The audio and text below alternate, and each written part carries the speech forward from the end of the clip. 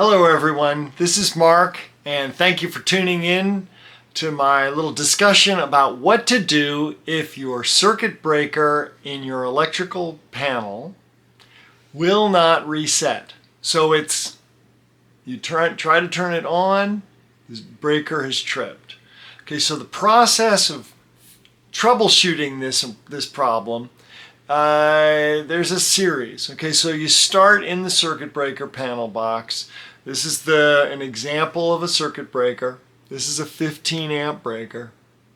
Okay, you can see that it is in the tripped position. So here you have the in-between position. See, now here it's going to be off, here it's going to be on, and it's not on. Okay, it's tripped. We call this breaker a currently tripped position. So it's not on and it's not off. So the way you reset these breakers, this breaker would now be in the tripped position, so power would not be coming out of the nut here. So you can't just turn it on because it won't reset. So you got to turn it all the way off, right? And then all the way on. No longer is it tripped. See, it's locked up against, there it's off, there it's on. Okay, so that's the first thing you do, is you check to reset the breaker. People will look at that breaker and go, well, it's on. No, it was in the tripped position. So you turn it all the way off, all the way back on again. But if it immediately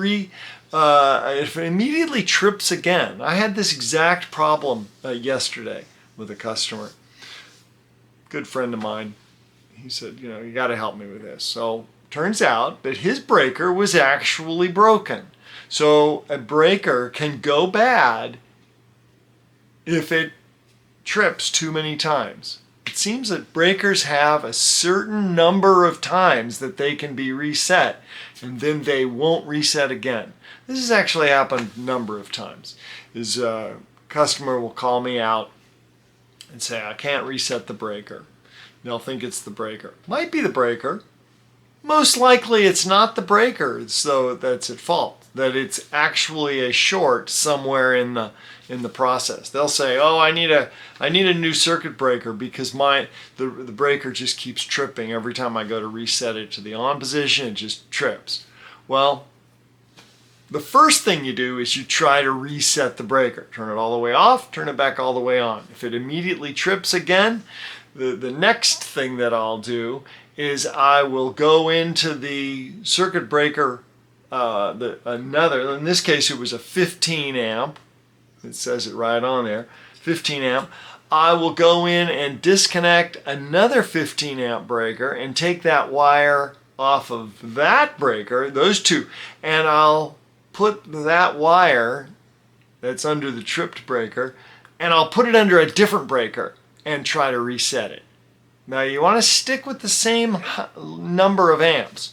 So it's going to be like a 14 gauge wire, and you want to disconnect it from that breaker, the one that's tripping all the time, and see if it trips the other breaker, another breaker that is currently working. And if it trips that breaker also, then now you know that you have a problem in the circuit itself. Okay, so I would go back and put the wires back the way they were, take the wire that's been tripping, and you can then try to set the breaker with the other wire that we know doesn't trip the second breaker. So I guess it's a little confusing to say, but basically we want to set it up with a circuit that we know is working. So okay, so you have breaker number, let's say we call the tripping breaker, we'll call that number 1, and then the good breaker that works, we'll call that number 2. So take the wire off of the number 2 and that we know works, and put it on the breaker that's tripping, and see if we can reset the breaker with the second circuit on it. Okay, and it should reset. It should reset and hold. If it doesn't, then you know you got a bad breaker.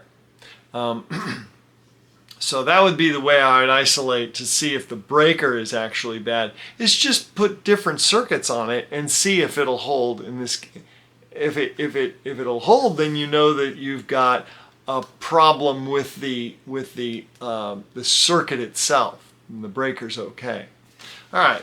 So how do we then troubleshoot a breaker that is that we know works? We don't have to replace the breaker, but it's constantly resetting. Keep in mind that if your customer or if your circuit has been set over and over and over and over again, you might have actually damaged the breaker. Okay, because I've had that situation where a customer says, "Oh well, that breaker's been tripping over and over and over, and I just keep going out and resetting it." You don't want to be doing that either, because that breaker's tripping for a reason. Okay, so don't just keep trying to reset it over and over for weeks or months, hundreds of times. You can't turn a breaker on and off over and over and over. It will fail at some point. All right. So the way you